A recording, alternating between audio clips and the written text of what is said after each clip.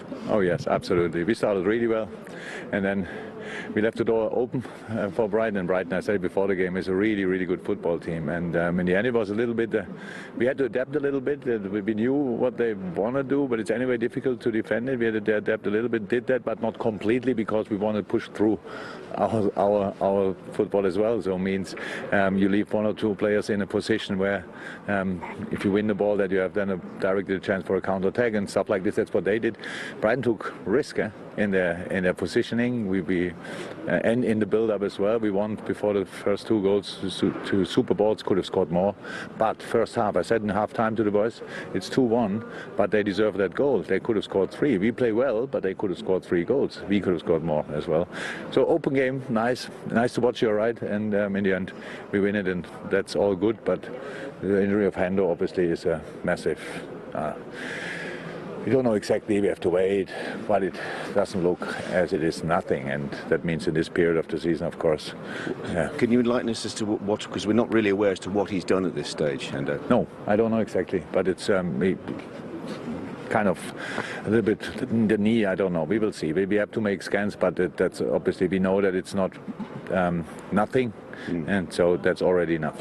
Well, we wish him all the best. You scored those 2 goals early on, put yourselves in a commanding position. The high press that we saw at that stage, was that a key part of your strategy against this team? Yeah, of course it is. Not a lot of teams do it against us. Usually they shoot, and Brighton stopped it then as well. Shot the ball then long to Burn, and that's all okay. But then you have to be there for second balls and all things. So it's just whatever we don't have real influence on what the other team is doing. We have to react, and for their playing build-up, we had super solution. I liked how we did it, and then for all the rest, how is that? They left 2 kind of offensive players between the line when they won the ball. Then it was difficult to protect that. We did pretty well in most of the situations, but when you lose the ball in the wrong moment, then they have an advantage, and that's where they had the 2 chances, and that's where they scored a goal as well. We have the throw-in. It takes a while until we find a free player, then we have the free player, but we lose the ball directly, and that's a moment which that doesn't help when you lose the ball then. So how I said, they deserved that goal, but we scored then the 3rd one. Could have scored again more really big chances, but yeah, all good. It was a big occasion for young Nico Williams in the full-back slot tonight. You made a change at half-time, but how valuable 45 minutes will that be for you? No. I know football is like this. If you take a player off after 45 minutes and everybody thinks that anything to do, it's not good for the player. Actually, I don't care about this. It was about just he had a yellow card, and the situation on that side was that we didn't protect him well enough. 1 or 2 times they could really go through there. So, and Nico, he is his first professional game. I cannot tell him don't do a challenge anymore. So that was the reason, the only reason. And then we could bring Robbo, but that's all good. I liked a lot where he's confident and all that stuff in the 2 situations with yellow card and the other foul situation. We will learn that. That's absolutely no problem. I liked a lot how he played. Jurgen, well done tonight. Thank you. For both the Champions League and Europa League are to be made this Friday, 1300 Mecca. You can see it with us live here on HD 11. And the Europa League draw follows at 1400 Mecca.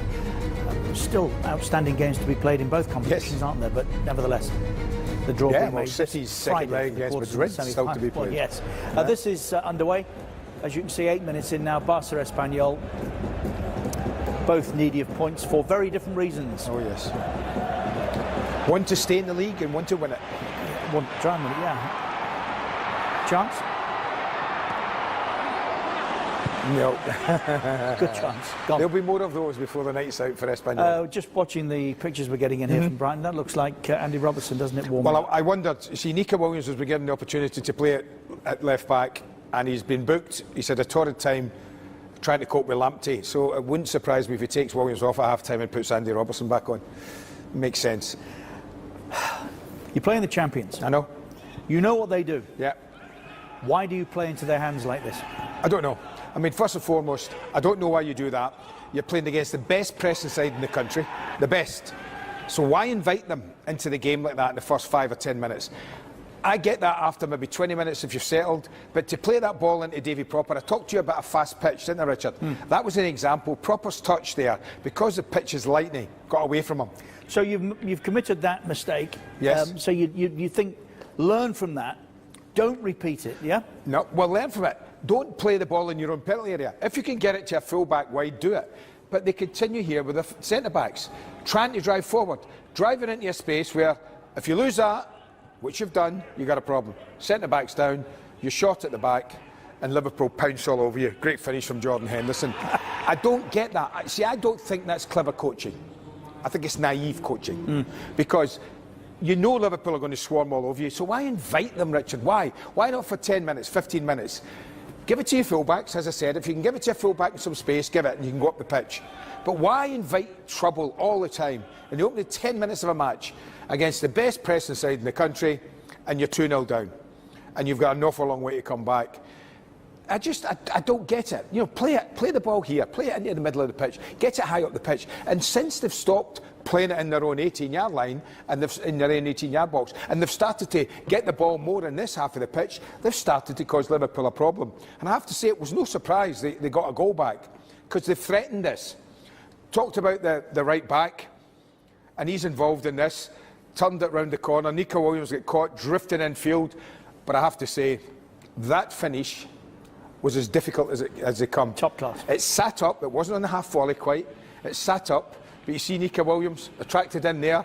Oxlade-Chamberlain not tracking him back, and that I was going to say half volley, but it was more than that, because it sat up. It was beautifully struck. He's been the best forward, Trossard. He's looked dangerous, and that goal has gotten the team right back into it. But for the life of me, I never understand the team. If you're Manchester City, I get it. You've got the best players. But when you're Brighton, why invite in the opening 10 minutes? You can do it. As the game goes on and Liverpool maybe get tired, you can then offer your centre-backs in the penalty if you want, and you've got comfortable with the game. But in the first 10 minutes... City won tonight, beat Newcastle 5-0. Sheffield United beat Wolves by 1-0. West Ham lost a really good opportunity to move all but clear, losing at home to Burnley in the white here. Yeah, one goal was all it took. Brilliant cross and a shoulder. Jay Rodriguez with that goal. David Moyes looking bemused as the whistle went at the end, and here he is. I'm frustrated because I felt that we didn't play as well as I'd liked, but I thought we made enough chances still to win the game, or at least at the worst get something out of the game. I was disappointed with the goal. We made a bit of a mess in the middle of the park, and then they put in a great cross, but I'd have liked to have defended the back post a lot better as well. So, look, there's things we'll work on and try and improve, but I've got to say, overall, we're just disappointed that we didn't pick up any points. I didn't think we deserved to be losers today, but we probably didn't do enough to make sure that we were totally winners. It's not an easy run in games every 3 days. Is there a sense that there's sort of fatigue, mental and physical, coming in a little bit? I think there is for all the clubs, but I think that we all know, we knew coming back from it that we were all going to have to play a lot of games in short space of time, so I think we were all prepared for it, but undoubtedly it still takes its toll on the players. But as you say, Haller came on and almost scored a goal as soon as he was on the pitch. Yeah. And then, of course, you've had that big win against Chelsea, you got that draw against Newcastle. There are still positives, aren't there? I mean, that's what you'll take into the next game against Norwich. Yeah, we've been in a good run of form, and we're formed out today. You know, if we get a few goals today, nobody could have said that you didn't deserve it. But I think there was other parts of the game we didn't play as well at times we should have. We didn't win enough second balls, we didn't win enough first balls and opportunities. But, you know, we'll take something from it, we'll try and be positive and try and go into the games and score goals. We tried today, we added another sort of attacking player to try and get us more goals, but it didn't give us any more, that was for sure.